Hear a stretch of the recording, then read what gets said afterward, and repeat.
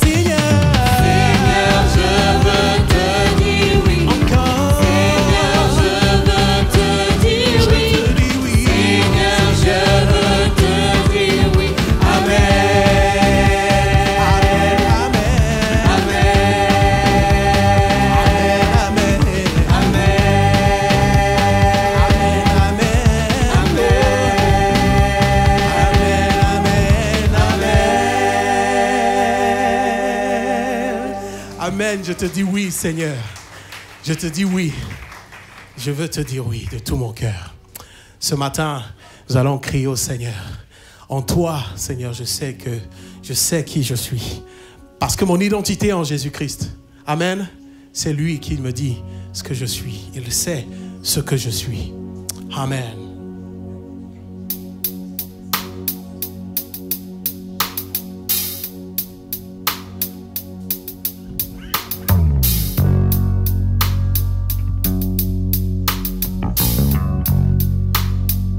Qui suis-je?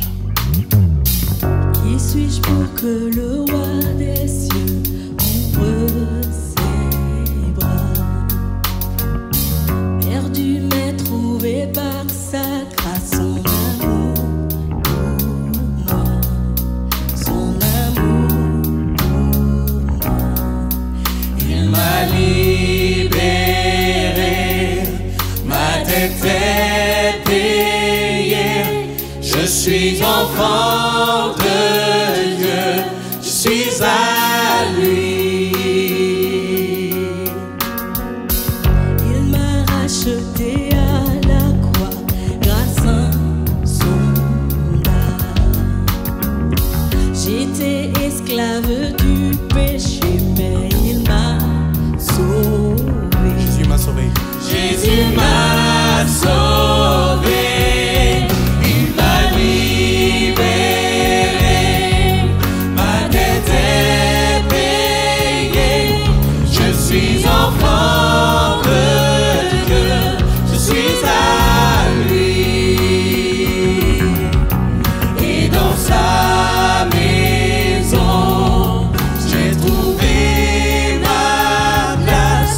Je suis enfant de Dieu, je suis à lui. Je suis choisi. Je suis choisi et affranchi.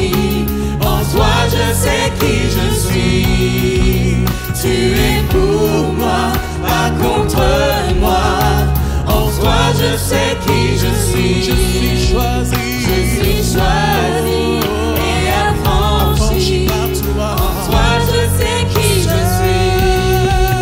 Tu es pour moi, pas contre moi. En toi je sais qui je suis. En toi je sais qui je suis. Il m'a libéré, ma dette est payée. Je suis enfant de Dieu, je suis à lui. Dans sa maison, Dans sa maison, j'ai trouvé ma place. c'est ma place. Je suis enfant de Dieu, je suis à lui. dans sa maison et Dans sa maison, j'ai trouvé ma place. Je suis enfant de Dieu, je suis à lui.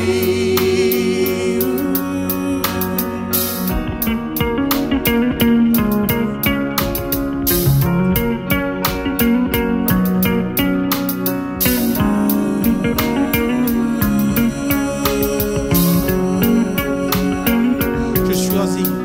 Je suis choisi et affranchi. En toi je sais qui je suis.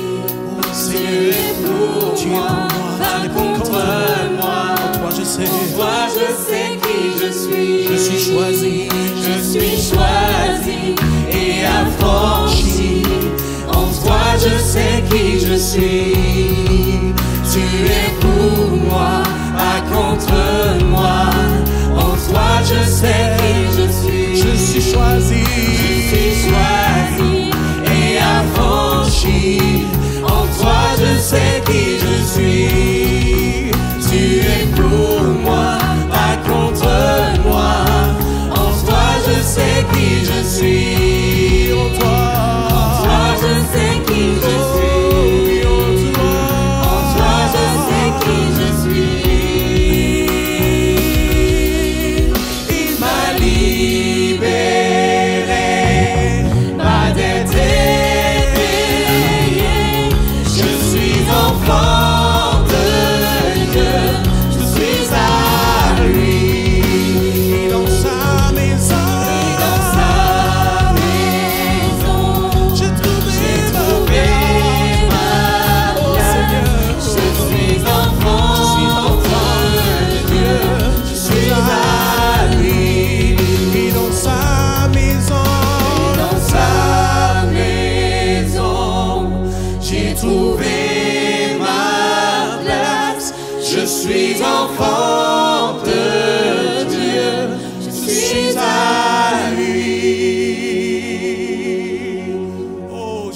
choisi et affranchi. En toi, je sais qui je suis. Mon identité est en toi, Seigneur. Mon identité est en toi. Alléluia, je sais qui je suis. Je sais que je suis ton enfant. Je suis la prunelle de tes yeux. Oh, bénis l'Église, Seigneur, ce matin. Oh, Jésus, elle élève vers toi une voix, une prière, un chant, un cri. Seigneur, pour dire Alléluia. Alléluia. Amen. Enchanté. Règne dans mon cœur. Nous sommes libres, Seigneur, en toi. Alléluia. Libre. Libre de nos chaînes, nous marchons vers toi. Ta main souveraine a fermé nos pas. Armée de lumière, couronnée d'éclat, soyons sur la terre, messagers de joie.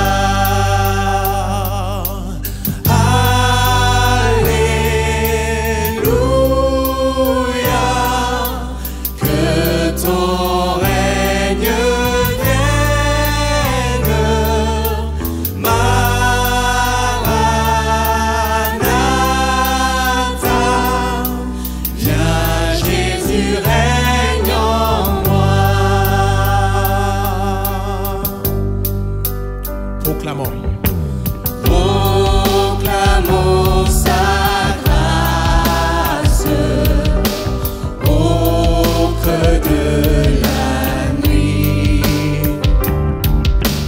Recherchons sa face au cœur de sa vie. Célébrons sa gloire. Bannissons la peur. Oh, chantons sa victoire.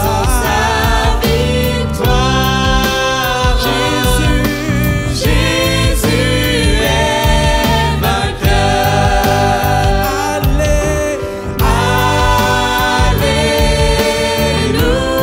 Alléluia. Que ton règne vienne.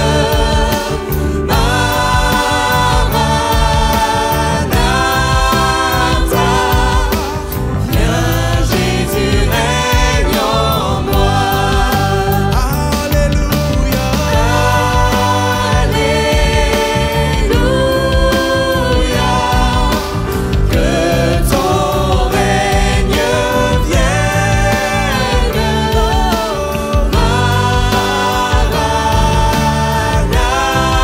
Maranatha. Viens Jésus, règne en moi. Alléluia.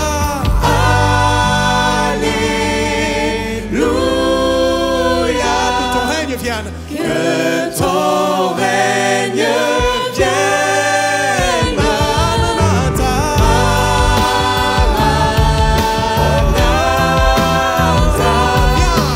Viens Jésus, règne en moi.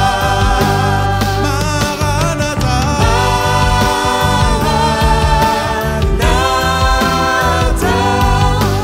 Viens Jésus, règne en moi. Viens Jésus, règne en moi. Viens Jésus, règne en moi.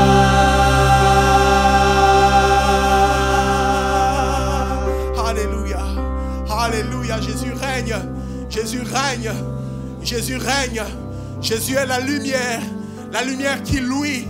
Dans les ténèbres, la lumière luit et les ténèbres s'enfuient. Oui, Jésus-Christ, tu règnes. Là où tu règnes, il n'y a pas de péché. Là où tu règnes, il y a de l'abondance. L'abondance en grâce. l'abondance en prospérité, la prospérité de l'âme, la prospérité du cœur, la prospérité spirituelle. Tu nous élèves, Seigneur, tu nous nourris, tu nous fais du bien. Là où tu règnes, il n'y a pas de pleurs. Seigneur, nous ne sommes pas seulement, Seigneur, touchés par les événements du monde, mais Seigneur, nous sommes comblés par toi, parce que tu nous remplis. Et que là où tu nous remplis, il n'y a plus de peur. Tu nous gardes, tu nous protèges, tu veilles sur tes enfants. Alléluia. Seigneur, règne, règne, règne encore. Alléluia. Je bénis ton nom. Merci, merci. Alléluia. Amen. Je vais inviter mes frères à se rapprocher, ceux qui ont été désignés pour la scène. J'aimerais qu'ils s'approchent. Pendant ce temps, j'aimerais te peindre une illustration dans ton esprit ce matin, avant que tu ne prennes le pain et que tu prennes le vin, et aussi avant de prendre le texte.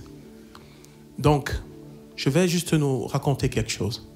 Imagine-toi, toi, un homme, toi, une femme, tu te trouves dans le trou, un trou profond, tellement profond, tu n'arrives pas à remonter.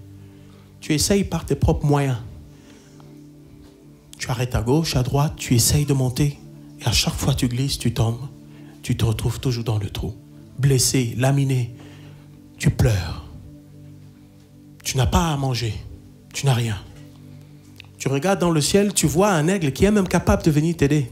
Mais l'aigle, en tout cas, il pourra juste te lever. Mais il ne va pas te montrer comment faire pour sortir. Un animal aussi peut t'aider. Peut-être un singe. Mais il a des capacités que toi tu n'as pas.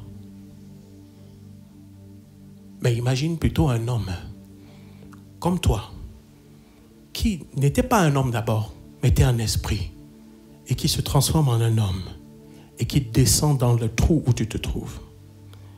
Et il va aussi bas. Dès qu'il arrive, il pense tes plaies. Il te donne à manger. Dans le trou, hein, il te nourrit. Il essuie tes larmes. Et il te parle. Tu écoutes sa parole. Ça te touche. Et ensuite, il décide de remonter. Et quand il remonte, il te montre comment faire pour monter. Et quand il est haut, il te dit, viens maintenant. Toi, viens. Parce qu'il est monté, parce qu'il t'a montré comment faire, toi aussi, tu peux suivre ses pas. Tu peux marcher sur ses traces. Et tu pourras aussi atteindre le haut. Parce qu'il t'aura donné toute l'énergie nécessaire, toute la force nécessaire pour que tu remontes. C'est l'image de Jésus. Parce que c'est exactement ce que Jésus a fait à la croix. Peut-être tu te poses la question, mais pourquoi Dieu a fallu se transformer en un homme, s'incarner? Il fallait que Jésus s'incarne pour qu'il comprenne, pour qu'il nous montre qu'il comprend mieux notre souffrance parce qu'il a vécu dans notre chair. Il est allé dans notre trou. Il est venu dans le trou de la solitude, dans le trou des soucis, la discrimination d'une manière ou d'une autre, les insultes, des maladies. Il a pensé tes plaies. Mais il te montre comment sortir en suivant les traces que lui, il a laissées. Pas en suivant tes propres moyens. Parce que tu as essayé par toi-même, tu n'as pas réussi. C'est pas vrai. Tu as essayé par toi-même, par tes propres forces. Tu n'as pas réussi. Mais Jésus te montre comment faire. Et c'est ce qu'il a fait quand on lit le livre d'Hébreux 4 à partir du verset 15. Il dit ceci: car nous n'avons pas un souverain sacrificateur qui ne puisse compatir à nos faiblesses. Au contraire, il a été tenté comme nous en toutes choses, sans commettre de péché. Tu peux dire après moi, sans commettre de péché. Jésus n'a pas connu de péché, mon frère, ma sœur. Et parce qu'il a fait, la suite, approchons-nous donc avec assurance du trône de la grâce, afin d'obtenir miséricorde et de trouver grâce, pour être secourus dans nos besoins. Donc il les connaît, nos besoins. Il connaît ce que nous traversons. Il voit quand tu pleures dans la chambre. Il voit ce qui te traverse dans le cœur. Il connaît ça mieux que toi. Il peut t'aider parce qu'il est aussi venu dans la chair. Amen. L'image du trou. Si tu es dans le trou, Jésus vient te visiter dans ton trou. Mais Jésus te montre comment sortir du trou. Tu ne vas pas te faire sauter d'un coup. Non, il va falloir que tu sortes par toi-même, mais avec lui. Amen. Donc prends un temps avant de prendre le pain et le vin, en te rappelant de ses blessures, en te rappelant de ce qu'il a fait à la croix, son sang qui a coulé pour toi. Rappelle-toi de cette œuvre salvatrice. C'est ça, Jésus est venu, il est descendu dans notre condition terrestre. Il est allé mourir. Il allait jusqu'à mourir. Et il est ressuscité. Il a ouvert la voie. Il a tracé un chemin. Il a montré comment il faut faire. Et alors, suivons ses traces et prends du temps et prie pour toi-même avant de prendre le pain et le vin. Prenons quelques minutes et après, mon frère, tu vas élever la voix. Merci Père éternel pour tout ce que tu fais pour nous. Je te remercie parce que tu nous as amenés ici, Seigneur Jésus-Christ. Tu nous as amenés ici en bonne santé. Tu as permis que nous puissions, entre frères et sœurs, prendre le pain et le vin en symbolisant ton sacrifice à la croix. Je te remercie parce que tu es puissant et tu te manifestes en nous, Seigneur. Chacun d'entre nous puisse recevoir cette puissance qui vient du Saint-Esprit. Je te remercie, Seigneur, parce que tu agis jour après jour, tous les jours de notre vie et tu permets que nous puissions être là, Seigneur. Je te remercie parce que tu te rappelles de nous et tu nous donnes cet amour, Seigneur, que le monde ne nous donne pas, Seigneur, cet amour inconditionnel. Je te remercie pour tout ce que tu fais. Au nom de Jésus-Christ, amen. Je vais nous demander, dans un esprit de prière, chacun pour sa part, si tu as mal ou tu sens une douleur, si tu sais que tu as tel ou tel problème physique, je précise, je vais te demander de poser ta main là où tu as mal. Et on va prier ensemble. Seigneur Jésus, tu es le Dieu qui accorde la guérison. Tu es le Dieu qui guérit encore aujourd'hui parce que tu es le même aujourd'hui, tu es le même hier, tu es le même éternellement. Seigneur Jésus, tu es le Dieu de guérison. Alors, s'il te plaît, qu'une onction de guérison coule dans le corps de mon frère et de ma sœur maintenant, dans le nom puissant de Jésus-Christ. Car la Bible dit que par tes meurtrissures, nous sommes guéris. Nous déclarons et nous confessons la guérison dans notre corps, la guérison dans notre chair. Maintenant, dans le nom puissant de Jésus. Si derrière cette maladie, il y a une main visible de l'ennemi ou de qui que ce soit contre cette personne, je prie pour enlever cela dans le nom de Jésus-Christ. Toute mauvaise langue est nulle et sans effet. Toute mauvaise parole est nulle et sans effet. Tu accordes la guérison maintenant dans le nom puissant de Jésus. Je crois que tu guéris encore. Je crois et je sais. Tu guéris encore, Seigneur Jésus. Accorde la guérison maintenant, s'il te plaît, Yahweh. Alléluia. Alléluia. Alléluia. Alléluia. Alléluia. J'ai envie de dire à l'église, dis ce matin avec moi, je reçois la guérison de Jésus-Christ. Je reçois la guérison de Jésus dans ma chair. Je reçois la guérison de Jésus dans ma chair. Au nom de Jésus. Alléluia. Alléluia. Alléluia. Alléluia. On va se lever pour chanter ce dernier chant. N'est-ce pas? Alors, tourne un peu ta face et regarde à côté de toi. Tu vois ton frère? Tu vois ta sœur? N'est-ce pas? Alors, qu'est-ce que ça te fait? Tu dis merci au Seigneur pour eux, n'est-ce pas? Merci au Seigneur pour elles. Amen. Ah, ça nous fait du bien. La communion fraternelle, c'est une bonne chose, n'est-ce pas? Quand je regarde autour de moi, je vois mon frère, je vois ma sœur, et je dis merci Seigneur. Amen. Alléluia. On va chanter ensemble. Comment ne pas te louer? Comment ne pas te louer? Comment ne pas te louer? Seigneur Jésus, Comment ne pas te louer? Comment ne pas te louer? Comment ne pas te louer? Seigneur Jésus. Quand je regarde autour de moi, je vois ta gloire. Seigneur Jésus, je te bénis. Comment ne pas te louer? Seigneur Jésus. Encore une fois. Quand je regarde autour de moi, je vois ta gloire. Seigneur Jésus, je te bénis. Comment ne pas te louer? Seigneur Jésus. Comment ne pas te louer? Comment ne pas te louer? Comment ne pas te louer? Seigneur Jésus. On y va les sœurs. Quand je regarde autour de moi, je vois mes frères. Seigneur Jésus, merci pour comment ne pas te louer. Seigneur Jésus. Où sont les frères? Quand je regarde autour de moi, je vois mes sœurs. Seigneur Jésus, merci pour elles. Comment ne pas te louer? Seigneur Jésus, comment ne pas te louer? Comment ne pas te louer? Comment ne pas te louer?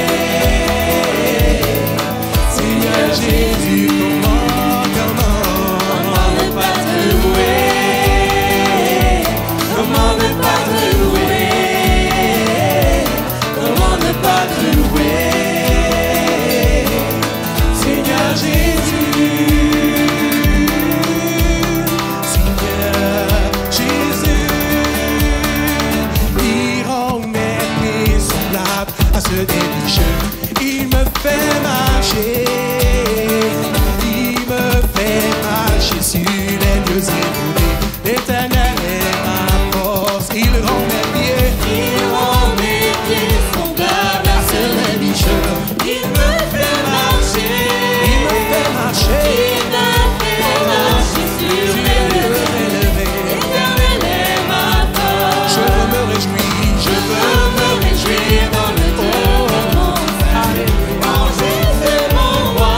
Je veux me réjouir dans le Dieu de mon salut. En Jésus mon roi. Car il rend mes pieds semblables à ceux des bicheux. Il me fait marcher sur les lieux élevés. L'Éternel est ma force. Chante Alléluia, Alléluia, Alléluia, Alléluia Jésus. Alléluia, Alléluia, Alléluia Jésus. Encore Alléluia, Alléluia, Alléluia, Alléluia, Alléluia Jésus. Chante Alléluia, Alléluia, Alléluia, Alléluia Jésus. Encore Alléluia, Alléluia, Alléluia, Alléluia Jésus. Alléluia, Alléluia, Alléluia Jésus.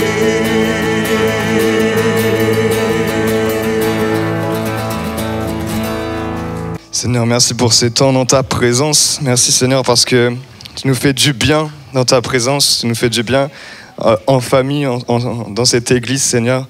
Je te bénis pour les offrandes qui ont été posées, pour ton église, pour tes projets. Seigneur, c'est toi le maître de la moisson, c'est toi le chef de l'église. Seigneur, je prie que tu puisses en prendre soin. Je prie que tu puisses nous amener dans tes plans, nous amener dans ta volonté, que cet argent serve à ton œuvre au nom de Jésus. Merci pour la parole qui nous sera apportée. Seigneur, je prie qu'elle puisse nous travailler, qu'elle puisse travailler notre cœur, qu'elle puisse nous changer, que nous puissions sortir de ce lieu, non pas semblable alors que quand nous sommes rentrés, mais qu'elle puisse venir trouver des cœurs ouverts, qu'elle puisse nous transformer, nous travailler en profondeur. Au nom de Jésus. Amen.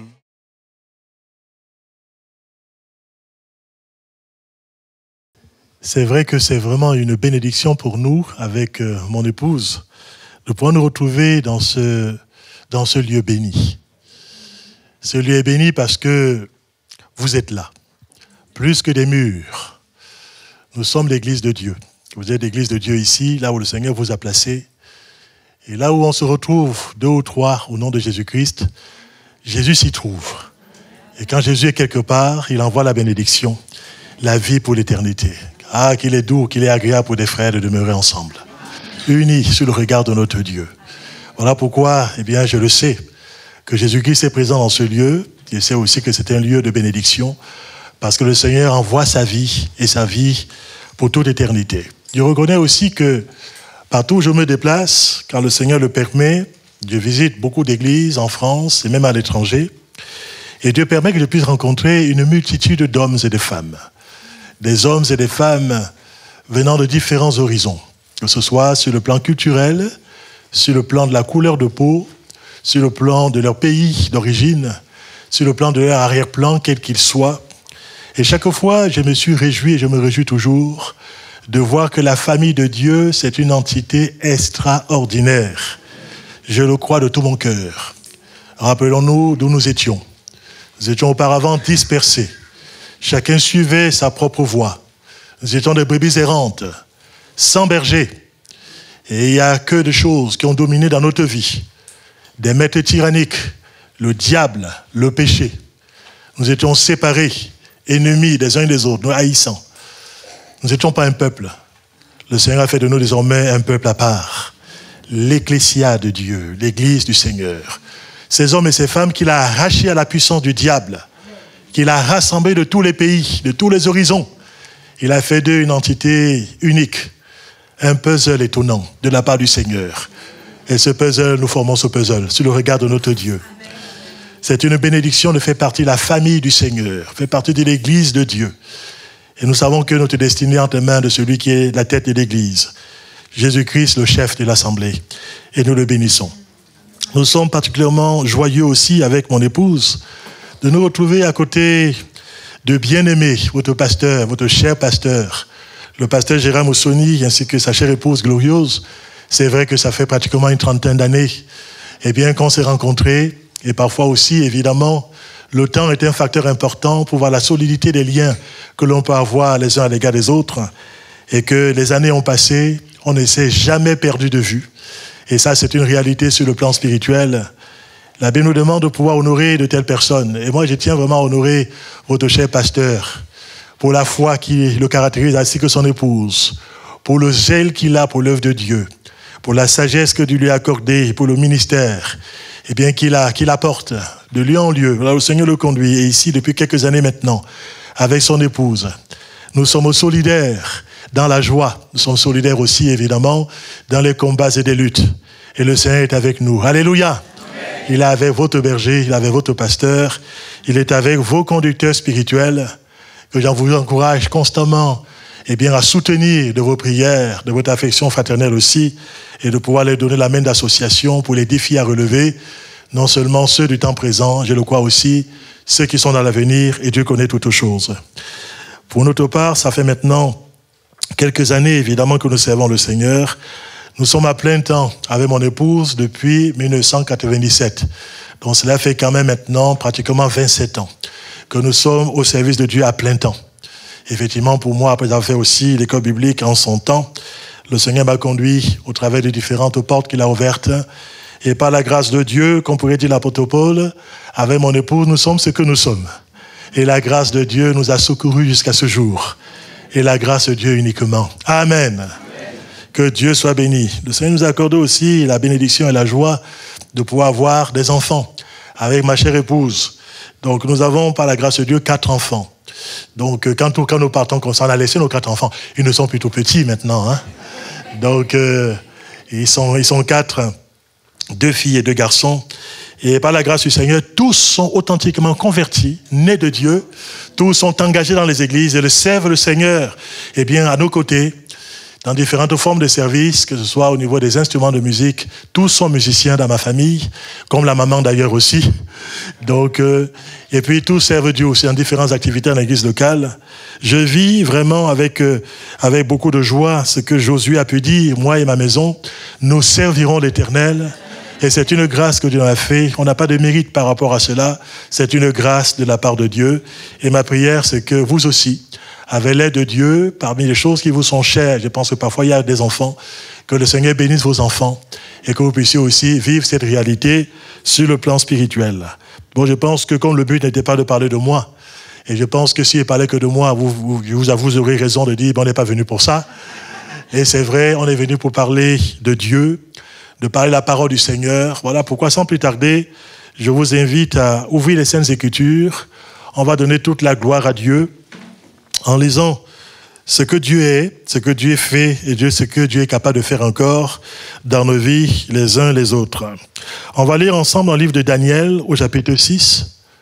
En effet, en réfléchissant devant Dieu et en priant pour savoir le passage sur lequel je devais m'appuyer pour apporter le conseil de Dieu ce matin, je me suis senti conduit à pouvoir m'attarder sur le chapitre 6e de la prophétie de Daniel. Et je crois avoir été conduit par Dieu. Je l'ai dit au premier culte, je l'ai dit aussi au second culte. Il y a une image qui a été citée, aussi comme étant un moment important de ce que Dieu est capable de faire. Il nous sort de nos puits, il nous sort de nos trous. Notre frère qui a conduit les chants nous l'a dit. Et puis on voit ici que Daniel a été jeté dans un trou, dans une fosse. Et parfois la vie peut nous jeter dans un trou, dans une fosse. Pour un temps, parfois le diable peut se jeter dans un trou, dans une fosse. On peut se dire, tout est terminé pour moi. Ou les hommes et les femmes qui nous entourent nous disent finalement, tout repère est perdu pour lui. Il ne va pas s'en sortir. Il va rester dans la fange. Il va rester dans ce trou. Il est emprisonné. Il n'a plus de perspective. Mais le Dieu que je sers, le Dieu que vous connaissez, le Dieu de la Bible, qui est le même hier, aujourd'hui, éternellement, tant qu'il n'a pas prononcé le dernier mot dans une affaire, c'est que le dernier mot n'a pas encore été prononcé. Amen. Il est le Dieu de la délivrance. Il est le grand Dieu que nous servons. Il est le Tout-Puissant. Il a des moyens qui sont au-delà de ce qu'on nous-mêmes on peut projeter, de ce qu'on peut imaginer, de ce à quoi on peut penser. Dans le livre de Daniel, chapitre 6, on va voir cette histoire, qui est une belle histoire qui finit bien, mais aussi et surtout qui est riche d'instructions sur le plan spirituel pour vous comme pour moi. Et on va en tirer la quintessence, pour chacun d'entre nous pendant cette matinée, pour notre nourriture spirituelle. Daniel chapitre 6, et comme je suis persuadé que vous aimez les Écritures ici, on va faire une longue lecture et je ne m'en excuse pas. Daniel chapitre 6. On va en lire ensemble à partir du verset 1er. Darius trouva bon d'établir sur le royaume 120 satrapes, qui devaient être dans tout le royaume. Il mit à leur tête 3 chefs, au nombre desquels était Daniel, afin que ces satrapes leur rendent compte et que le roi ne souffre aucun dommage. Daniel surpassait les chefs et les satrapes parce qu'il y avait en lui un esprit supérieur et le roi pensait à l'établir sur tout le royaume. Alors les chefs et les satrapes cherchaient une occasion d'accuser Daniel en ce qui concernait les affaires du royaume. Mais il ne put trouver aucune occasion ni aucune chose à reprendre parce qu'il était fidèle et qu'on n'apercevait chez lui ni faute ni rien de mauvais. Et ces hommes dirent, nous ne trouverons aucune occasion contre ce Daniel, à moins que nous n'en trouvions une dans la loi de son Dieu. Puis ses chefs et ses satrapes se rendirent tumultueusement auprès du roi et lui parlèrent ainsi, Roi Darius vit éternellement. Tous les chefs du royaume, les intendants, les satrapes, les conseillers et les gouverneurs sont d'avis qu'il soit publié un édit royal avec une défense sévère, portant que quiconque, dans l'espace de 30 jours, adressera des prières à quelque dieu ou à quelque homme, excepté à toi, au roi, soit jeté dans la fosse aux lions. Maintenant, au roi confirme la défense et écrit le décret, afin qu'il soit irrévocable, selon la loi des Mèdes et des Perses qui est immuable. Là-dessus, le roi Darius écrivit le décret et la défense. Lorsque Daniel sut que le décret était écrit, il se retira dans sa maison où les fenêtres de la chambre supérieure étaient ouvertes dans la direction de Jérusalem. Et 3 fois par jour, il se mettait à genoux, il le priait et louait son Dieu comme il le faisait auparavant. Ces hommes entraient tumultueusement et ils trouvaient Daniel qui priait et invoquait son Dieu.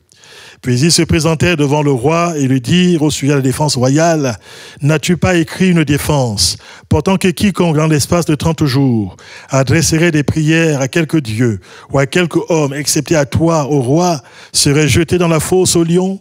Le roi répondit, « La chose est certaine, selon la loi des Mèdes et des Perses, qui est immuable. » Il prit de nouveau la parole et dit au roi, « Daniel, l'un des captifs de Juda, n'a tenu aucun compte de toi, au roi, ni de la défense que tu as écrite. » Et il fait sa prière 3 fois par jour. Le roi fut très affligé. Quand il entendit cela, il prit à cœur de délivrer Daniel, et jusqu'au coucher du soleil, il s'efforça de le sauver. Mais ces hommes insistèrent auprès du roi.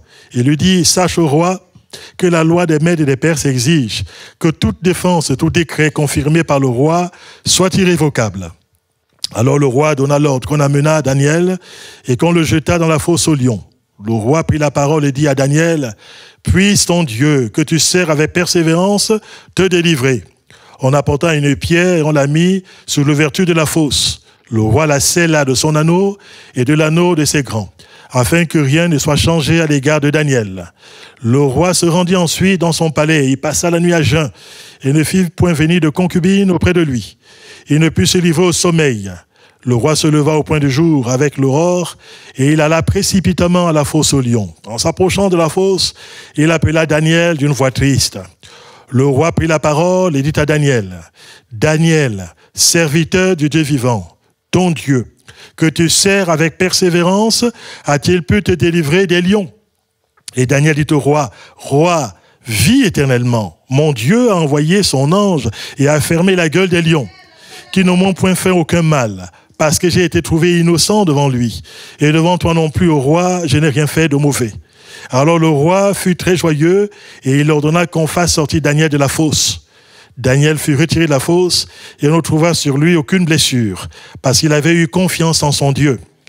Le roi ordonna que ces hommes qui avaient accusé Daniel soient amenés et jetés dans la fosse aux lions, eux, leurs enfants et leurs femmes, et avant qu'ils soient parvenus au fond de la fosse, les lions les saisirent et brisèrent tous leurs os.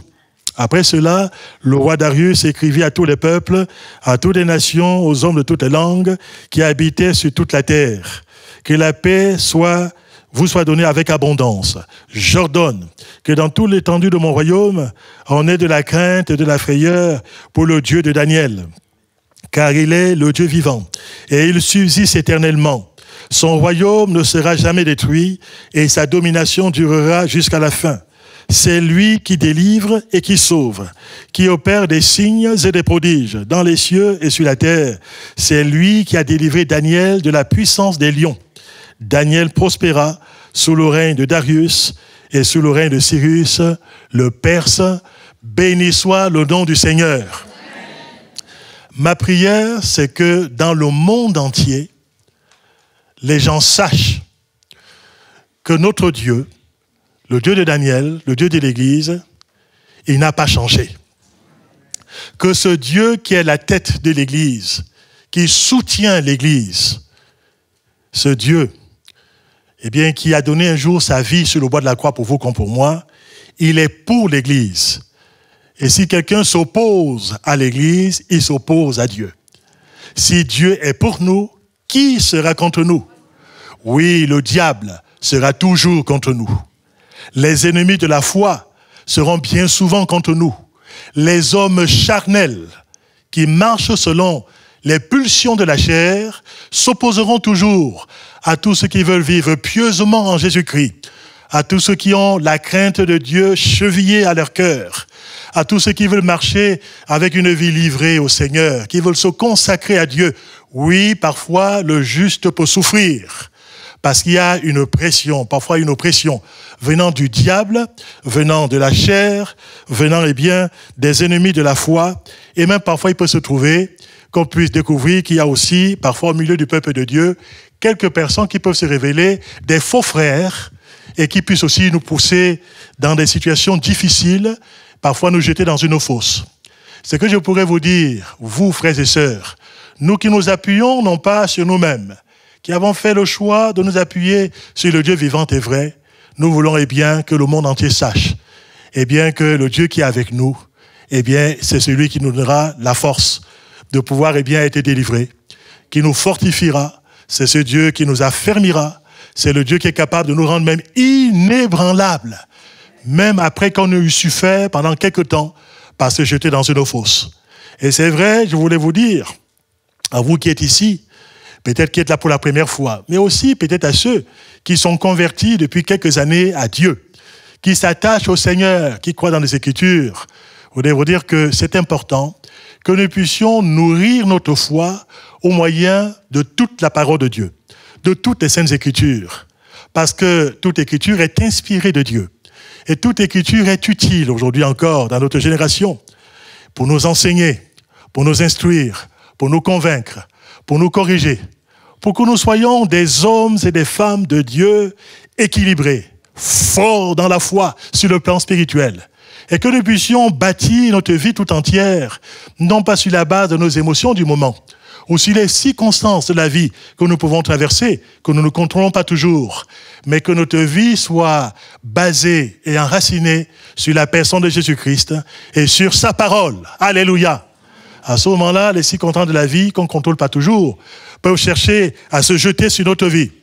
Comme cette image que Jésus-Christ va donner pour conclure le sermon remarquable qu'on appelle le sermon sur la montagne dans l'évangile selon Matthieu, du chapitre 5 au verset jusqu'au chapitre 7. Il va conclure son enseignement avec ces deux maisons.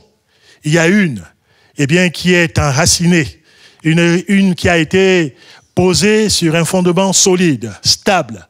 Le fondement, c'est Jésus-Christ. Le fondement, c'est la parole du Christ. Les éléments contraires peuvent venir se jeter sur cette maison, sous la forme d'une inondation, sous la forme d'un torrent destructeur, sous la forme d'une tempête, quelle que soit la forme. Elle vient se jeter finalement sur cette maison, dans le but de renverser cette maison. Cette maison reste debout. Pourquoi? Parce qu'elle est profondément ancrée. Parce qu'elle est basée sur le rocher des siècles, qui est immuable. Elle est basée sur Jésus-Christ. Elle est fondée sur le Dieu vivant et vrai. Elle est fondée sur la parole de Dieu. Alléluia. Il y a l'autre maison qui va connaître le même sort.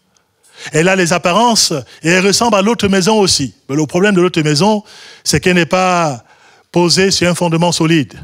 Elle est bâtie sur le sable. Le sable, c'est tout ce qui est humain, tout ce qui est charnel, tout ce qui peut être superficiel, les appuis de ce monde. Et quand arrivent finalement les mêmes choses que par rapport à ce qui est arrivé à l'autre maison, les vents contraires, l'épreuve de la tempête, l'inondation, tout ce qui peut fondre dans le but de pouvoir nous renverser, dans le but de pouvoir s'attaquer à nous, de pouvoir nous secouer, de pouvoir nous déstabiliser. L'autre maison, rapidement, on la trouve, elle est renversée. Pourquoi? Parce qu'elle n'est pas enracinée. Mes frères et mes sœurs, soyons enracinés en Christ. Soyons enracinés dans la parole de notre Dieu. Alléluia. La Bible nous parle d'être fondé et enraciné. Oui, un arbre, plus il est profondément enraciné, plus il résiste aux assauts, non seulement du temps, mais aussi aux assauts des événements contraires. Si un arbre n'est pas solidement enraciné, rapidement, quand il y a un premier coup de vent, cet arbre est renversé. C'est aussi l'image d'une maison, fondée par rapport à la maison, enracinée par rapport à l'arbre, et le Seigneur désire que votre vie comme la mienne soit ainsi profondément enracinée et fondée dans le Seigneur. Parce que vous et moi, je vous fais une confession, je ne veux pas jouer au prophète ici, mais je suis tout simplement un homme qui connaît les Écritures, modestement.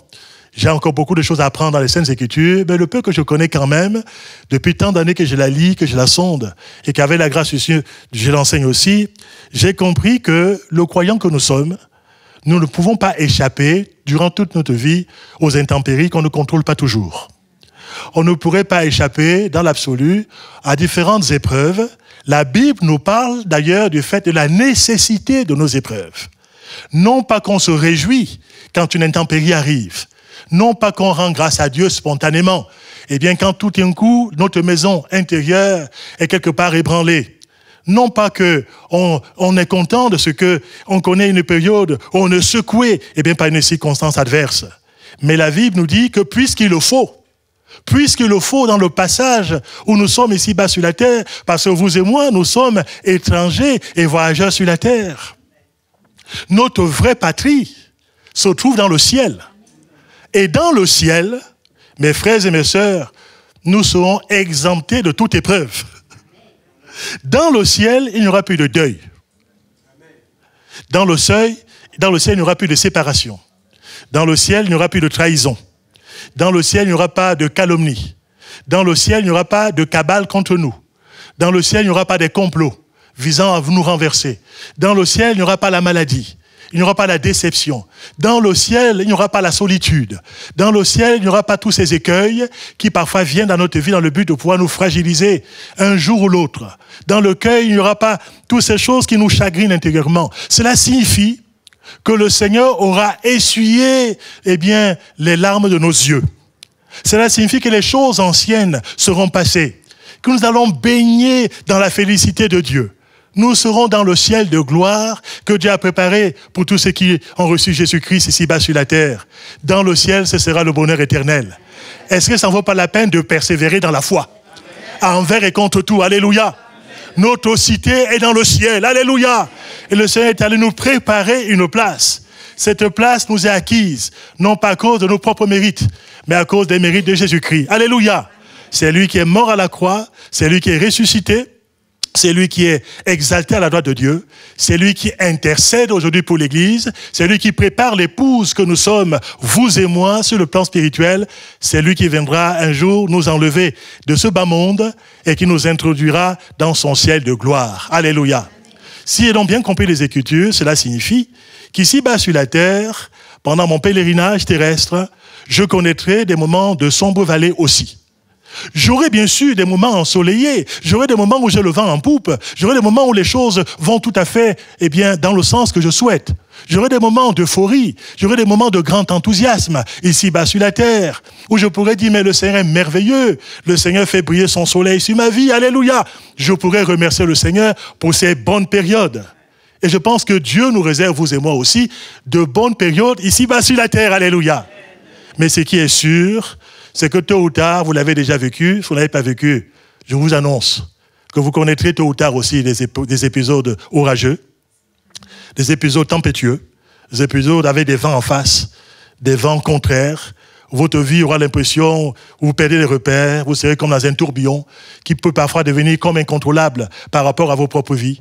Et si vous n'avez pas cette vision sur ce Dieu-là, si vous n'avez pas cette vision sur les choses qui vous attendent dans le ciel, si vous n'avez pas cette vision sur cet héritage que rien ne peut souiller, cet héritage que rien ne peut corrompre, que rien ne peut flétrir, cet héritage qui est réservé aux saints dans la foi, aux enfants de Dieu, vous comme moi, si on n'a pas ces regards éclairés dans la foi, sur le plan spirituel, on peut flancher moralement, on peut flancher spirituellement, on peut s'effondrer. Mes frères et mes sœurs, mais dans toutes ces choses que l'on peut vivre ici-bas sur la terre, et l'apôtre Paul, quand il enseigne les chrétiens de Rome, il va dire, j'estime que les souffrances du temps présent ne sont rien comparées à la gloire à venir que Dieu réserve à tous ses enfants.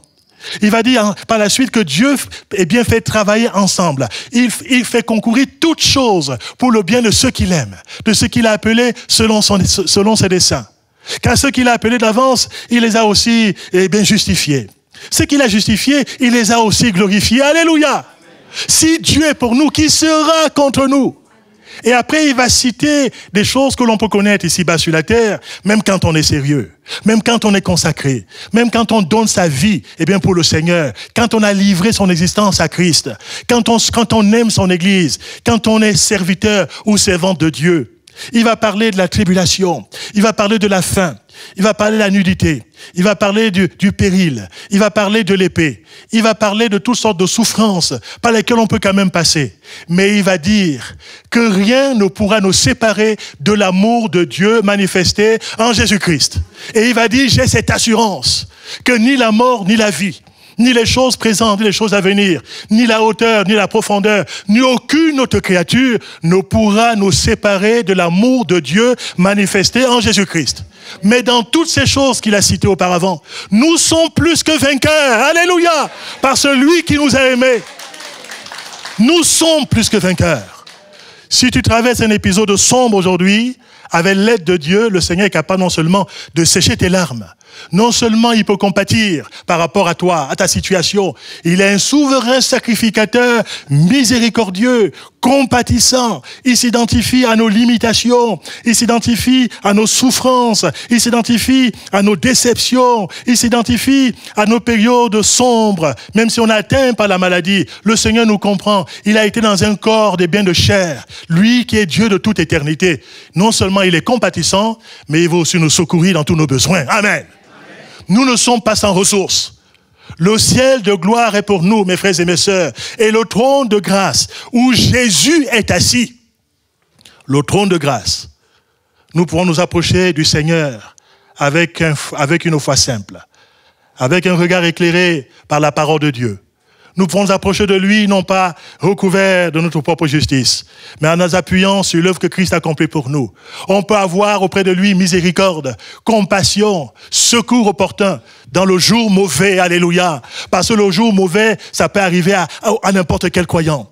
Ça peut arriver à n'importe quel couple. Cela peut arriver à n'importe quelle église. Ça peut arriver aux uns comme aux autres. Mais j'ai béni le Seigneur parce que nous ne sommes jamais tout seuls. Nous ne sommes jamais tout seuls. Si tu passes aujourd'hui par une situation familiale difficile, si dans ton travail tu souffres, si tu as l'impression que, dans ton travail tu ne t'épanouis pas, si tu as l'impression que ton foyer est en train de tanguer en ce moment, si tu es atteint dans ta santé, cela peut arriver. Si tu souffres à cause de tes enfants qui ont abandonné l'assurance dans la foi et même qui ont tourné le dos à l'église, et si cela te ronge, si cela te fait souffrir, si cela te donne l'impression que tu es dans un trou de culpabilité, tu te dis c'est peut-être ma faute, et tu es là et le diable est là derrière pour te dire oui c'est ta faute, alors que peut-être tu as fait tout ce que tu pouvais et que tu souffres solitaire dans ton trou. Quelle que soit la situation, quel que soit le domaine où tu as l'impression d'être harcelé, quel que soit le domaine où tu as l'impression de ne pas être compris, où finalement les choses pèsent au niveau de ton cœur, où tu te dis, y aura-t-il une issue par rapport à la situation que je traverse en ce moment? Est-ce qu'il y aura une porte de sortie par rapport à ma crise? Est-ce que le Seigneur pourra faire quelque chose en ce qui me concerne? Oui, par rapport à ma vie, par rapport à ma famille, par rapport à mon couple, par rapport à quelqu'un qui m'est cher. Et même si tu traverses la vallée du deuil en ce moment, non seulement le Seigneur compatit par rapport à ta souffrance. Quand il a vu les gens endeuillés, Jésus a été ému de compassion. Il n'est pas là pour te juger. Ici-bas sur la terre, on peut perdre des êtres qui nous sont chers. J'ai perdu mon père, je n'avais que 18 ans. Et ça a été difficile à vivre. Je sais ce que c'est que le deuil. Je sais ce que c'est que la souffrance, de se retrouver orphelin alors qu'on n'a que 18 ans. On aurait besoin d'avoir son père à ses côtés pour retrouver de lui parfois des conseils, un appui, des encouragements. Par la grâce de Dieu, les années ont passé. J'ai découvert par la suite Dieu en tant que mon père. Alléluia. Je pourrais dire que je n'ai jamais manqué de rien. J'ai perdu par la suite ma mère aussi. Assez vite, ça s'est passé. Mes deux parents, je les ai perdus. Je peux comprendre ce qui passe par le deuil. J'ai de la compassion par rapport à eux. Et si, moi, en tant qu'être humain, je peux avoir de la compassion, vous pouvez imaginer que ce Dieu qui nous a créés, il a été ému de compassion quand on passe par ces passages difficiles, ces passages sombres.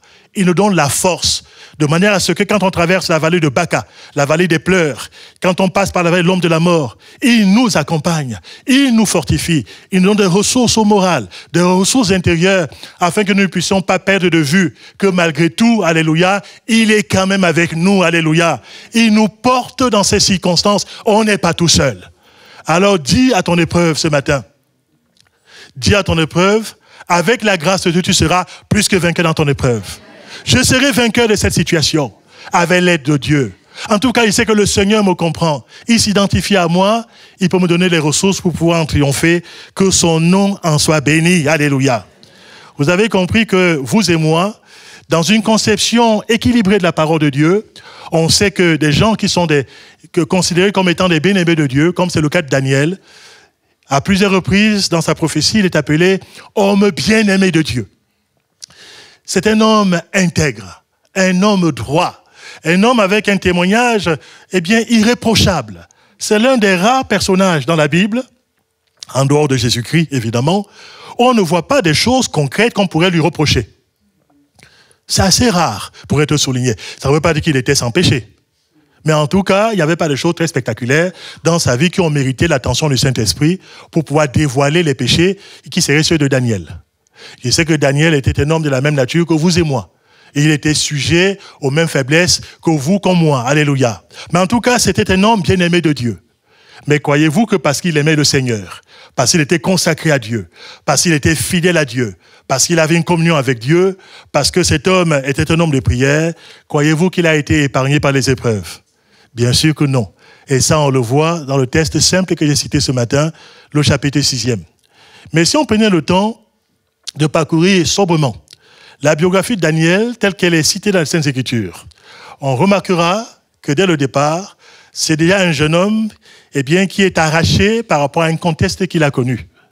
Ce jeune homme fait partie d'une race de gens nobles dans son pays.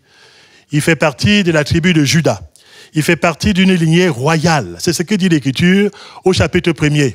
Donc il a grandi avec une sorte de respectabilité qui l'entourait, avec un cocon familial. Il avait des aises sur le plan matériel. Il avait un avenir brillant qui l'attendait en restant dans son pays. Et ça, c'est la réalité par rapport à Daniel.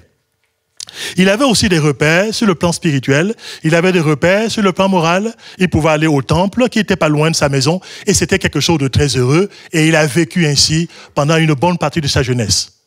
Jusqu'à ce que, vers l'âge de 17-18 ans, une catastrophe survient. Un pays étranger vient attaquer finalement son propre pays.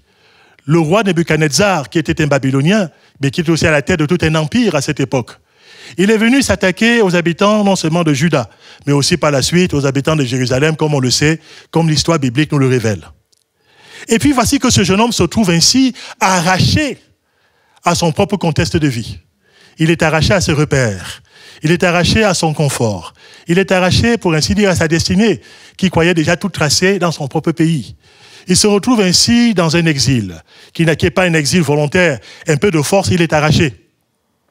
Ceux qui connaissent ce que c'est que se trouver dans un pays étranger, ceux qui savent ce que c'est que d'être exilé, ou d'être uniquement quelqu'un qui était réfugié, ça peut être politique, ou quelqu'un qui a perdu ses racines, et qui se retrouve ballotté par les circonstances de la vie, et qui se retrouve dans un pays qui n'a pas été au départ le pays de sa naissance, ceux-là peuvent comprendre encore davantage ce qu'a pu vivre cet arrachement dans le cœur de Daniel, de se retrouver hors de son pays, hors de ses repères, dans un endroit où finalement il n'a plus ces choses auxquelles il était habitué, dans un contexte psychologiquement différent, culturellement différent, spirituellement différent aussi, parce que là-bas à Babylone, on n'adorait pas l'Éternel. Là-bas à Babylone, on adorait toutes sortes de faux dieux. Et même les empereurs babyloniens se prenaient pour des dieux. Et ils voulaient recevoir un culte idolâtre. Voilà que ce jeune homme est plongé dans un contexte qu'il n'a pas choisi. Ça, c'est quand même déjà une épreuve assez sévère, de vous à moi. Et là, en plus, on veut changer son identité. Et les hommes qui ont le pouvoir sur lui changent son identité. Il s'appelle Daniel, qui signifie « l'Éternel est mon juge ». Et quand il arrive à Babylone, on lui donne non seulement à lui, mais aux autres jeunes gens qui ont été arrachés de leur pays, on leur donne un autre nom pour changer leur identité, pour pouvoir façonner leur identité. En disant désormais, Dieu ne sera pas ton juge, tu seras adorateur des idoles. Tu vas adorer Bel, tu vas adorer des idoles, Beth-Shazzar, voilà le nom qui est donné à Daniel. On veut changer sa personnalité, on veut changer son identité, on veut brouiller tous ses repères, on veut arracher dans son cœur ce qui ont été des éléments constructifs de sa vie jusqu'à présent. Ouais, cet homme se retrouve ainsi dans cet endroit. Et en plus, on veut le pousser à se nourrir des choses qu'il repugne. Parce que ces aliments qui sont servis dans la cour du roi, la plupart du temps, sont d'abord présentés aux idoles. Et on oblige ces jeunes gens qui ont été arrachés, qui se retrouvent dans ce contexte difficile, à se nourrir des mets de ce roi. Et là, Daniel prend position. Il refuse, il nous est dit, de se souiller avec les mets du roi. Vous savez, mes frères et mes sœurs, l'Église aujourd'hui, nous sommes dans le monde. Le monde dans lequel on vit gît quand même sous la puissance du malin. Et ça, c'est la réalité. On voit le mal qui va croissant. On voit le système antichrist qui se met de plus en plus en place. Les valeurs chrétiennes sont piétinées de plus en plus. Les fondements sont renversés de plus en plus. On voit un effondrement, non seulement sur le plan moral, mais on voit aussi un effondrement sur le plan spirituel. On le voit et on le vit. Il y a une pression qui est mise, non seulement sur l'Église de façon générale, mais il y a une pression qui est mise en particulier sur la jeunesse, qui est mise sur les enfants. Le prince de ce monde des ténèbres aimerait conditionner les adolescents, les jeunes et puis l'enfance, les marquer de son sceau, mettre en eux son image, les pousser à adorer des idoles, à adorer le diable, à quitter la dépendance par rapport à Dieu. Voilà pourquoi je vous dis, vous qui connaissez les jeunes dans l'église, soyez, vous qui êtes peut-être de l'autre camp maintenant, qui avez été jeunes, qui êtes des anciens jeunes, soutenez les jeunes de votre assemblée. Aimez les adolescents de votre église. Priez régulièrement pour eux.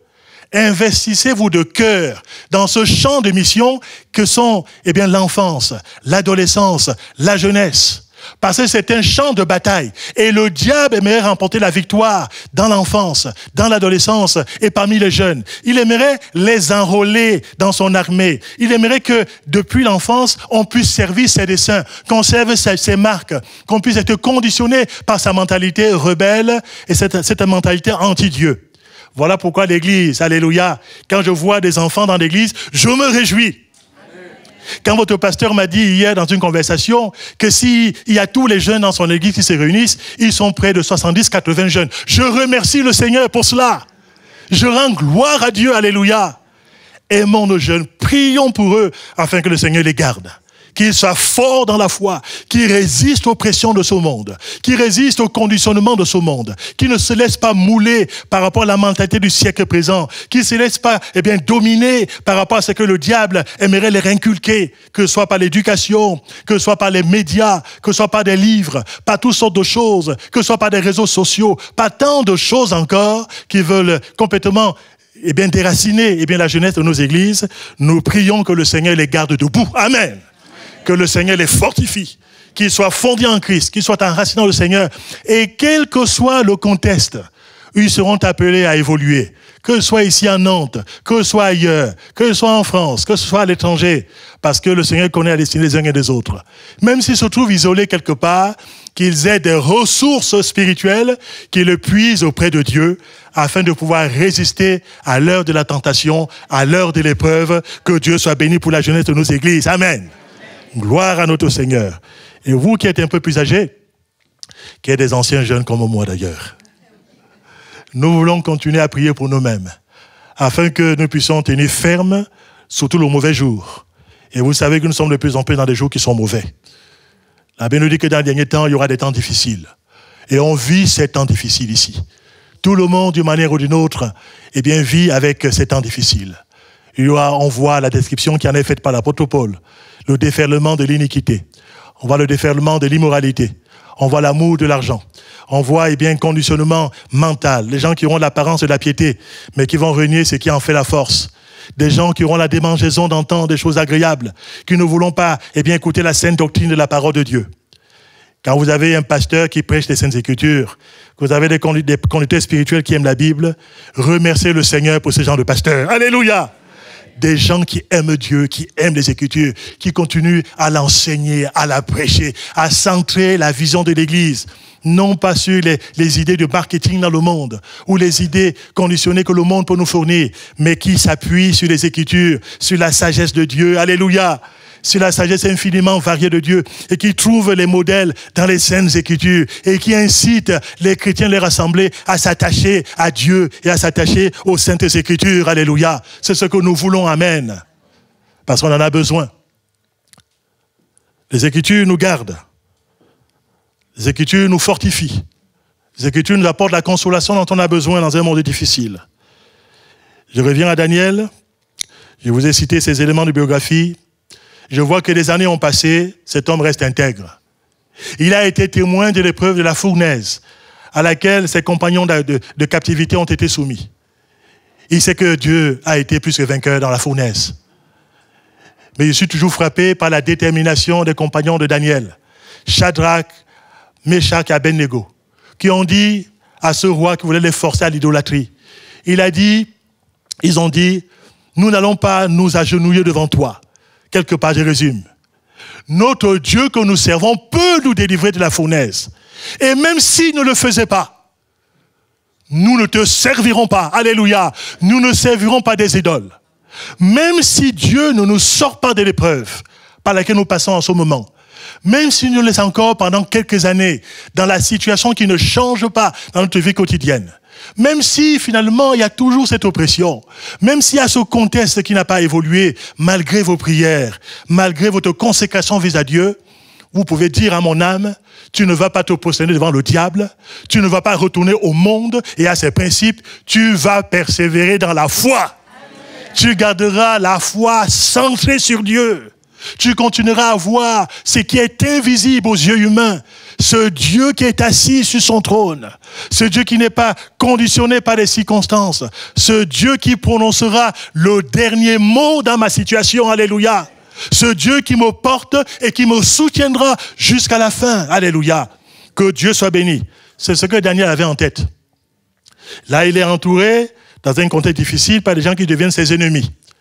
Parce que si nous, on a raison de pouvoir dire, avec l'apôtre Paul dans Éphésiens chapitre 6, par rapport au combat spirituel, qu'on n'a pas à lutter contre la chair et le sang, mais contre les dominations, contre les autorités, contre les puissances, contre les princes de ce monde de ténèbres. C'est vrai.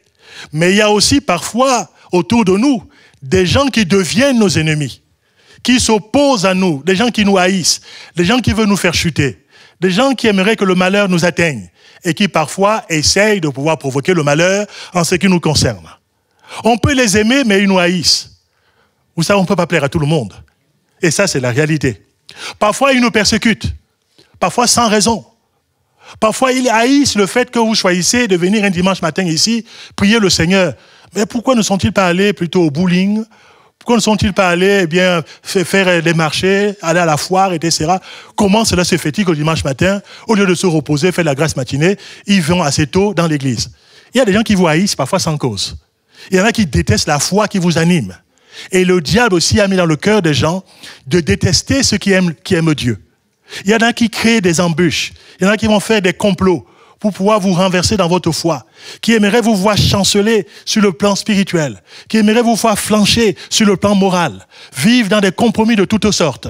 Et ça, c'est la réalité. Mais je bénis le Seigneur parce que Dieu nous a avertis de ces complots. Il nous a avertis des manœuvres du diable, de ses desseins. Et le Seigneur donne ce discernement pour que nous puissions voir les choses qui peuvent se tramer. Et Daniel, quant à lui, des choses se tramaient contre sa vie. Des gens étaient là animés par un mauvais état d'esprit. En réalité, il y avait une profonde jalousie à l'égard de Daniel. Mes frères et mes sœurs, que Dieu nous garde de l'écueil grave qu'on appelle la jalousie. Oh, parfois la jalousie a détruit les églises. Parfois la jalousie a détruit les relations interpersonnelles. Parfois la jalousie nous a amenés dans des situations où on est comme enfermés dans un trou. Parfois, les gens, par jalousie, nous souhaitent vraiment le mal. C'est terrible, ça. Parfois, les gens, s'ils peuvent nous faire chuter, parce que quelque part, ils nous jalousent profondément, pour 1000 raisons. Ouais, pourquoi encore? C'est encore lui qui est béni. Ouais, c'est encore la sœur une telle. Ça tombe toujours sur elle, la bénédiction. Je suis à côté d'elle, ça ne tombe jamais sur moi. Donc, tout d'un coup, je deviens jaloux. Je commence à regarder la sœur. Elle ne m'a rien fait, cette sœur. Ce frère ne m'a rien fait. Mais bon, c'est comme ça. Il est béni. Je ne suis pas content qu'il soit béni. Je sais que ça n'arrive pas ici à Nantes. Hein. Et je souhaite que jamais ça n'arrive ici dans cette église. Oui, c'est encore lui qui a fait chanter ce dimanche. On en a assez. Comme ça. Moi aussi, j'aimerais faire chanter. Le pasteur ne me voit pas.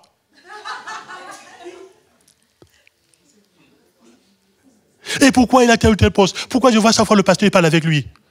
Et pourquoi le pasteur, il est là? Bon, parfois je parle, il ne parle pas tout le temps avec moi. Bon, voilà, je banalise les choses. Je sais que ce n'est pas comme ça ici à Nantes. Ça se passe uniquement sur Angoulême, mon église. Donc, et parfois, il y a des gens qui ont fait des complots dans les églises pour renverser le pasteur en place. Il s'appuie sur les anciens, il s'appuie sur les diacres. Ouais, tu ne penses pas qu'il a déjà fait son temps ici dans cette église? Ça suffit, il veut faire ceci ou cela encore, etc. Il serait bien qu'il parte. On va essayer de faire une pression quand même sur lui. On va faire la pression sur les dîmes. On ne donnera pas nos offrandes. Comme ça, il va voir que ça s'effondre sur le plan financier. Il finira par partir. Ou alors, on va créer une petite cabale. On va dire du mal sur lui. On va inventer des choses sur sa famille. Peut-être même sur lui aussi. On va mettre des étiquettes sur lui de manière à ce que quelque part, on lie son ministère. Et comme ça, on met une telle pression qu'il finit par s'en aller. C'est terrible. Jusqu'où la jalousie peut amener les gens. l'envie. La jalousie a amené Caïn à tuer son frère Abel. Ça fait quand même réfléchir. La jalousie a amené les frères de Joseph non seulement à le jeter dans un puits, dans une citerne, c'est terrible cette image, où ses frères le jettent dans une citerne. C'est quand même leur frère, mais ils ne supportent pas que Joseph puisse avoir la tunique de plusieurs couleurs. Ils ne supportent pas que Joseph puisse avoir des révélations vis-à-vis de Dieu. Ils ne supportent pas que Dieu ait un plan pour la vie de Joseph, etc. Et ils vont tout faire pour tuer ses rêves. Ils vont tout faire pour le jeter dans une citerne. Mais Dieu était quand même avec Joseph. Alléluia! Il était quand même avec lui. Et le complot des frères, quand Joseph arrive, alors que Joseph vient prendre des nouvelles de ses frères, ils arrivent, ils voient Joseph arriver, ils disent, voilà le faiseur des rêves. Et ils complotent entre eux, en disant, on va le jeter dans une citerne, on va même le tuer. Au départ, ils voulaient le tuer. C'est là où Ruben va dire, mais ne le tuons pas. Et par la suite, il y aura notre frère, Judas, qui va dire, ne le tuons pas, jetons dans une citerne. Et je vois, ils ont jeté les frères dans la citerne, et je suis surpris qu'après l'avoir jeté dans la citerne, il est décrit le fait qu'ils sont assis pour manger. Moi j'ai dit, mais ça c'est incroyable. Comment on peut contribuer à mettre quelqu'un dans un trou? On appelle un frère. Et une fois qu'il est dans le trou, et qu'il se débat, et qu'il crie, mes frères, sortez-moi de ce trou. Je souffre ici, j'ai du mal à respirer dans ce trou. Je suis isolé dans ce trou. Je souffre énormément. Vous m'avez jeté alors que je n'ai rien fait de mal. Qu'est-ce que j'ai fait pour mériter ce trou? Et etc. Non, les frères, ils ferment les oreilles de leur cœur, ils bouchent les yeux, etc. Ils se mettent à manger tranquillement. Ils passent à autre chose. Oh, combien c'est terrible. Combien c'est terrible, les ravages que cela peut faire. Que Dieu nous en garde. Daniel a été jeté brutalement dans un trou. Je vois la violence. Il est jeté dans un trou, jeté dans une fosse au lion. Le but, c'était de le tuer. Mais Dieu veillait sur Daniel. Parfois, je me dis, bientôt je vais finir ce message, pourquoi Dieu n'a-t-il pas empêché quand même que Daniel soit jeté dans un trou? Dieu qui est tout puissant, pourquoi n'a-t-il pas bloqué les gens avant même? Mais non, Dieu a laissé faire. Non pas qu'il était d'accord avec ses agissements, on l'a bien compris. Mais parce que, il fallait que Daniel passe par là. Je ne sais pas pourquoi d'ailleurs, mais c'est comme ça. Il est passé par là. Et même dans son trou, Dieu était quand même là. Dans son trou, j'ai fini avec le témoignage que Daniel aura. Alors qu'il est dans son trou, il y a des gens qui remarquent que Daniel est resté victorieux. Mais sa victoire, il l'a puisée où? Il n'a pas puisé en lui-même. Il a puisé dans sa communion avec Dieu, dans sa foi avec le Seigneur. Alors que le décret a été publié, Daniel va refuser de faire des compromis. Il va refuser de baisser le niveau de sa foi. Il va refuser de se dire, si c'est comme ça, je ne vais plus à l'église. Si c'est comme ça, je ne vais plus prier. Si c'est comme ça, je ne vais plus lire la Bible. Non, plus que jamais, il ne se laisse pas conditionner par les circonstances. D'accord, la menace, elle est là. La pression, elle est là. Il ne faut pas que Daniel puisse prier. Il ne change rien à ses habitudes. Et on voit Daniel, plus que jamais, déterminé dans la prière. Il continue à louer Dieu comme auparavant. Il continue à le prier comme auparavant. Il trouve ses ressources en Dieu. Alléluia. Les décrets iniques ont été publiés, mais le Dieu de Daniel est toujours vivant. Il a gardé une communion avec lui. Et que même par la suite, il est jeté dans un puits, il n'a pas perdu sa communion avec son Dieu. Il a gardé confiance par rapport au Seigneur. Et il nous a dit qu'il continue à servir Dieu, puisque le roi va dire, mais le Dieu que tu sers avec persévérance, donc que tu sers, c'est conjugué au présent. Il est dans un trou, mais il continue à servir Dieu. Il est dans un trou, mais il n'a pas sombré dans l'amertume, dans le ressentiment, dans la bouderie universelle. Il y a des gens comme ça, parce qu'ils sont éprouvés, ils boudent la terre entière. Mais bon, ça. Donc, les gens ne sont pas qu'un, ils sont dans un trou. Ça. Ils en veulent la terre entière. Voilà, c'est comme ça. Ils ont une tête chaque fois de 6 pieds de long. Oh, etc. Oh, Seigneur, avec ta grâce, qu'il continue à te servir, même dans l'affliction. Continue à espérer dans mon Dieu. Il peut me secourir. Il peut me délivrer. Il peut me sortir de cette fosse. Est-ce que vous le croyez? C'est ce qui s'est passé. Daniel continue à servir Dieu avec persévérance. Oui, mes frères et mes sœurs, nos ressources sont dans le Seigneur. Et par la suite, il est délivré par Dieu. C'est vrai. Parfois, Dieu peut nous délivrer de façon très spectaculaire. Mais parfois, ça peut arriver quand même que le Seigneur nous laisse quand même dans le trou pour un temps. Et que dans ce trou, il nous donne quand même la victoire sur nos émotions. La victoire sur les choses sur l'amertume, sur la révolte. La victoire sur le fait de pouvoir se laisser aller finalement au désespoir. Il nous rend quand même plus vainqueurs, même si on a encore vécu pendant un temps dans le trou. Amen. Il ne délivre pas toujours de façon très spectaculaire. Parfois, on reste encore dans la situation, ça ne change pas. Mais ils ont des ressources morales, des ressources spirituelles, des ressources mentales, pour que nous puissions transformer cette vallée de Baca en un lieu plein de sources. Nous la transformons par la foi. Parce qu'on s'appuie sur Dieu, le Seigneur nous fortifie. L'apôtre Paul pouvait dire, je puis tout par Christ qui me fortifie. Le Seigneur est ma force. Le Seigneur me fortifie. Je chante des cantiques même pendant la nuit. Je continue à le louer même dans un trou. Je continue à le prier même si ma situation n'a pas changé. Dieu est Dieu. Alléluia. Amen. Et dans sa grâce, le Seigneur, il a fini par sortir Daniel de ce trou. Et vous voyez que ça a été à la gloire de notre Dieu. Puisque par la suite, il y a un autre décret qui sera publié. Et moi, j'aime ça. J'ordonne que tous les dentatures de mon territoire, on ait de la crainte et de la frayeur pour le Dieu de Daniel. Car il est le Dieu vivant et il subsiste éternellement. Son royaume ne sera jamais détruit et sa domination durera jusqu'à la fin. C'est lui qui délivre et qui sauve, qui opère des signes et des prodiges dans les cieux et sur la terre. C'est lui qui a délivré Daniel de la puissance des lions. Croyez-vous que Dieu peut faire des choses grandes encore? Croyez-vous au miracle de Dieu? Croyez-vous que Dieu peut retourner la situation? Les gens qui vous ont accusé, les gens qui vous ont enfoncé, les gens qui ont fait des complots, ça peut retomber sur leur tête. Il faut quand même le savoir. Non pas compris pour que les choses retombent sur leur tête. Mais la vérité, c'est que Dieu s'occupe de nos ennemis. Quant à nous, restons intègres, restons droits. Continuons à marcher avec Dieu. Pour le reste, c'est Dieu qui règle ses comptes en son temps. C'est Dieu qui fait justice en son temps. Les ennemis de Daniel, par la suite, ils ont été jetés dans la fosse. Et avant qu'ils ne puissent atterrir, ils ont été déchirés par des lions. Dieu sait s'occuper de nos ennemis. Quant à nous, occupons-nous de notre Dieu. Amen. Préoccupons-nous de son royaume, de sa justice. Faisons-lui confiance. Gardons un cœur pur, même si on ne comprend pas ce qui nous arrive. Gardons un cœur droit devant Dieu, même si les choses semblent être contraires à ce qu'on aurait souhaité. Laissons le Seigneur agir. Alléluia. Abandonnons la colère, abandonnons l'amertume, abandonnons le désir de nous venger, abandonnons les choses mauvaises, les mauvaises pulsions. Faisons confiance à Dieu. Espérons même contre toute espérance. Alléluia. Que Dieu nous aide. Voilà ce que j'avais à vous dire ce matin, bien-aimés. Couvrons nos cœurs devant le Seigneur. Notre Dieu est grand. Alléluia.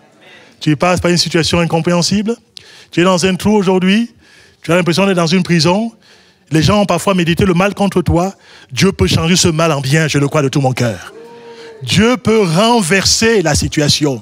Dieu peut changer des choses. Il peut changer les choses en toi, mais aussi autour de toi. Alléluia. Il est le Dieu qui peut tout, que son nom soit béni. Je te remercie pour cette église de Dieu sur Nantes, partout en France. Tu es le Dieu qui ne change pas, Seigneur mon Dieu. Et ici, dans ce lieu sur Nantes, tu connais toutes choses. Tu connais toutes les situations. Tu connais tous ceux qui sont dans cette assemblée. Je te prie de les bénir. Je te prie de fortifier la foi des uns et des autres. D'augmenter même la foi, surtout dans les jours mauvais. Dans les jours où l'épreuve, mon Dieu, travaille les cœurs. Où il y a une telle pression sur notre cœur. Une telle pression sur notre foi. Donne-nous d'en ressortir meilleur de cette épreuve. Avec les ressources que tu nous auras données. Donne-nous de pouvoir avoir nos forces augmentées pendant la marche.